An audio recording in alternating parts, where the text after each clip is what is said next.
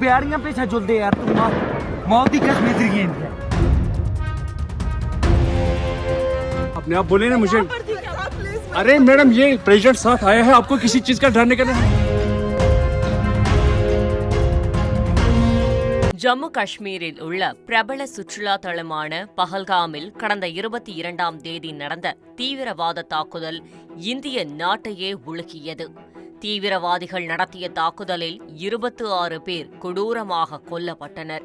இத்தாக்குதல் தொடர்பாக பல்வேறு நாடுகள் இந்தியாவுக்கு ஆதரவு தெரிவித்து வந்த நிலையில் தற்போது அமெரிக்க அதிபர் டிரம்ப் அவரது நிலைப்பாட்டை பேட்டியொன்றில் வெளிப்படுத்தியுள்ளார்.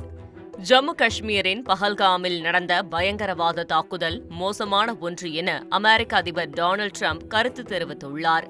இது தொடர்பாக செய்தியாளர்களிடம் பேசிய டிரம்ப், நான் இந்தியாவுக்கும் பாகிஸ்தானுக்கும் நெருக்கமானவன். காஷ்மீரில் அவர்களுக்குள் 1000 ஆண்டுகளாக சண்டை நடந்து வருகிறது. பஹல்காமில் நடந்த பயங்கரவாத தாக்குதல் மோசமான ஒன்று.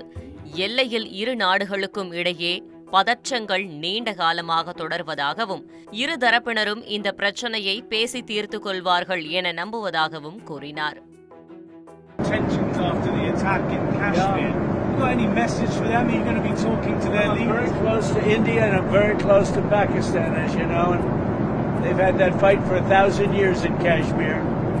Kashmir's been going on for 1,000 years, probably longer than that.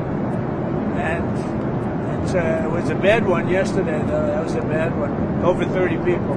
Are you concerned that there's now tensions on the border between them? Are you concerned about how are you concerned are you about that? Well, there have been tensions on that border for 1,500 years. So, the same as it's been.